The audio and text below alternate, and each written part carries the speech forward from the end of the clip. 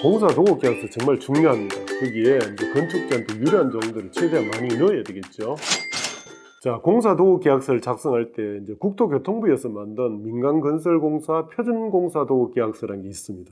이걸 잘 활용할 필요가 있는데 여기에 웬만하게 이제 어떤 필요한 조항들이 다 들어 있습니다. 이를 활용해서 현장에 맞게 적절하게 내용을 수정해서 사용하시는 게 이제 바람직합니다. 자, 이 공사도급계약서의 총 공사 금액이 이제 중요합니다. 건축주는 이게 건축이 문외한이 되다 보니까 내가 지으려는 그 규모에 맞는 이제 적정한 공사 금액을 알 수 없습니다. 그래서 이제 공사업체를 선정할 때는 내 그냥 말만 듣고 하지 마시고 주변에 잘 아는 전문가의 조언을 들어야 됩니다. 그래서 적정한 공사 금액을 정해야 된다. 총 공사 금액뿐만 아니라 이제 3.3제곱미터 즉 평당 단가도 이렇게 정해줘야 향후에 이제 공사비가 증감되거나 추가 공사비 분쟁할 때 계산하기가 수월하겠죠. 그래서 여기서 이제 부가세 별도냐 포함이냐 이것도 명시할 필요가 있습니다. 만약에 부가세에 대해서 아무 말이 없으면 부가세는 포함된 거로 판례가 해석을 합니다. 그 다음 이제 보통 공사에 앞서 줘야 될 한 10% 5%는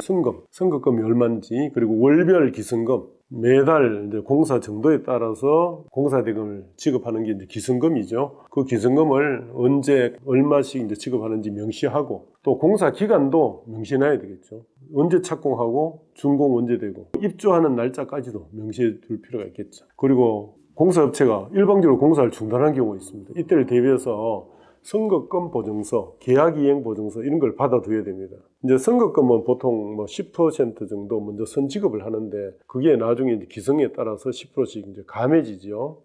일정한 비율로 이제 감해지는데 기성에 포함시켜서 소멸되게 돼 있는데 선급만 먼저 받고 공사를 안 하면 보증 청구를 하면 됩니다. 보통 이제 서울보증이나 건설공제자에서 이 보증서를 끊어줍니다. 그리고 계약이행 보증서라는 것도 있는데 이것도 보통 10% 공사대금의 10% 정도를 담보해 주는 건데 공사하다가 일방적으로 중단해버리면 계약이행 보증 청구를 서울보증이든 이제 건설공제자 이런 데다가 청구를 하시면 됩니다. 그러면 그 10%인 일종의 이제 보험금을 타가지고 내가 딴 업체를 선정해서 이제 공사를 할 수 있게 되는 거죠. 무엇보다도 이제 공사도급계약서에 지체상금이 누락된 경우가 많습니다. 지체상금은 공사가 지연되는 것에 따른 손해죠. 손해배상 청구하는 겁니다.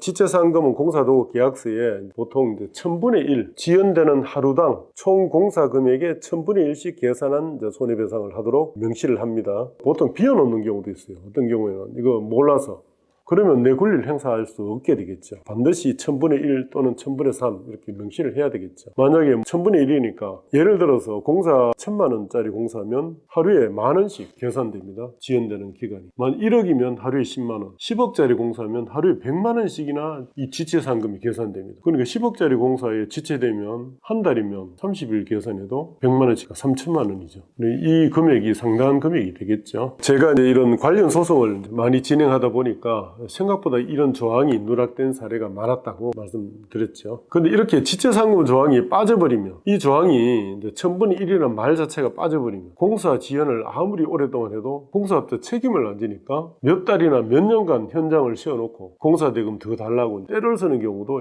있습니다. 그런데 손해배상 청구는 못하는 겁니다. 물론 뭐 임대료 상당히 손해배상을 청구할 예외적인 경우는 있지만 그 금액은 크지는 않고요. 어쨌거나 이 지체상금 조항은 반드시 1000분의 1 또는 1000분의 3 요 비율을 명시를 해야 된다는 거, 이거 정말 꼭 강조하고 싶습니다. 그리고 그 다음 문제 많이 되는 게 추가 공사 문제인데, 공사업체가 건축주 승낙이나 어떤 동의 없이 자기가 임의로 계약서 위에 추가 공사를 했어요. 그러니까 원래 견적이나 계약서대로 공사 안 하고 임의로 추가 공사 해놔놓고 돈 내놔라, 이러면 좀 누가 보더라도 좀 부당하겠죠. 그런데 이제 이 분쟁이 되면 항상 공사업체는 건축주가 승낙했다, 동의했다 이렇게 주장하고, 건축주는 그런 적이 없다 이렇게 해서 서로 이제 분쟁이 많이 되는데, 지금 판례의 경향을 보면 추가 공사에 대해서는 명시적인 동의를 했거나 아니면 계약서에 추가 공사 계약서 서면으로 인정해주는 그런 계약서가 없다면 잘 인정을 안 해줍니다. 그래서 아예 공사 계약서에 이런 분쟁이 많이 생기니까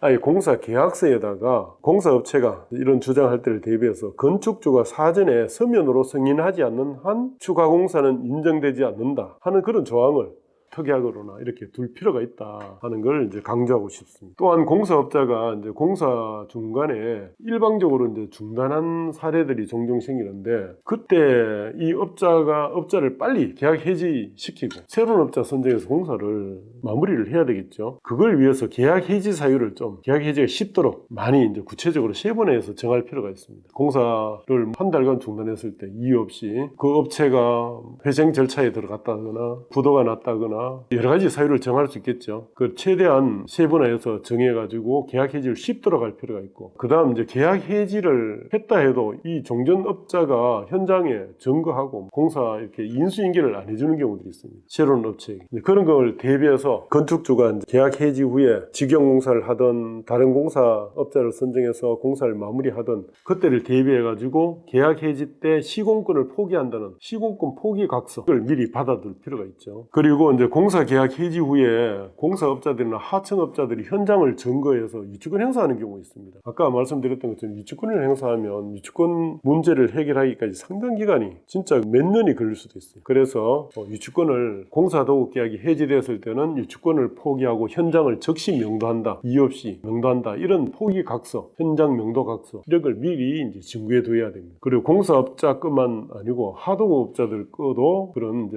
유치권 포기 및 현장 명도 각서 이런 거를 이제 받아둘 필요가 있고요. 그래서 금융기관에서는 웬만하면 이런 걸 공사 대금을 대출해준 금융기관에서는 시공사한테 이런 걸 미리 다 받아요. 유치권 포기 및 현장 명도 각서 이런 걸 미리 받아놓습니다. 아예 하도급업자들 것까지도. 왜냐하면 공사업자가 유치권 포기해도 하도급업자들은 또 행사할 수 있어요. 별도로. 둘 다 받아놔야 되는 거예요. 결론적으로 말씀드리면 이제 이렇게 집 짓는데 초보자, 처음 집 짓는 사람일수록 이 공사업자를 잘 선정해야 되겠죠. 그리고 공사 계약을 철저히 잘 체결하고 또 설계 감리자도 잘 선정하고 공사 과정 관리 이런 과정에서 신중을 기할 필요가 있다. 그리고 무엇보다도 초보이기 때문에 건축의 전 과정에서 건설 분야 전문가의 조언을 이제 청취하거나 도움을 받아 진행하는 것이 관건입니다. 그렇다면 이제 계약 과정에 도움을 줄 수 있는 전문가들은 누가 있을까요? 아무래도 건설회사에서 오래 실무 경험 있는 그런 사람, 퇴직한 분, 그런 분이나 또 현장 소장 경험 있는 분들, 이런 분들 이제 소개받아가 도움받으면 좋습니다. 특히 이제 인건비가 조금 들더라도 경험이 많은 이제 현장 소장 경험 이런 사람을 공사 감독관으로 사용하는 게 좋습니다. 공사 감독관으로. 그래서 이런 감독관이 건축주를 대신해서 공사 진행 과정에 전반적으로 관여해가지고 공사업자의 공사 과정을 관리 감독을 시킵니다. 그러면 아무래도 그런 문제점들이 이제 많이 없어지겠죠. 근데 제가 했던 그런 사건에서는 공사 감독관이 공사업자하고 친해져가지고 오히려 거꾸로 건축주한테 별로 도움이 안 된 그런 사례도 가끔은 있었습니다. 그리고 이제 건설 관련 법률적 문제에 대해서는 아무래도 이제 건설 분야 법률 전문가, 건설 이제 전문 변호사 이런 쪽에 이제 문의하거나 이제 조언을 들으시는 게 이제 좋겠죠. 자, 여기까지 이제 초보 건축주들이 겪는 어려움과 유의사항에 대해서 이제 알아봤습니다. 근데 양심껏 이렇게 공사해주는 공사업자들이 사실 대부분이겠죠. 근데 일부 공사업자들이 양심을 팽개친 채 이제 자신의 욕심 채우기에 급급한데요. 이로써 전체 건설업체가 신뢰를 잃을까봐 이제 걱정이 됩니다. 건축주가 10년이나 늙을 정도로 정신적 고통을 겪는다는 것은 매우 심각한 사회적 병폐라는 반증입니다. 미꾸라지 몇 마리가 온 도랑물 허리는 제발 이런 악덕 공사업자는 더 이상 나오지 않기를 이제 바랍니다. 감사합니다.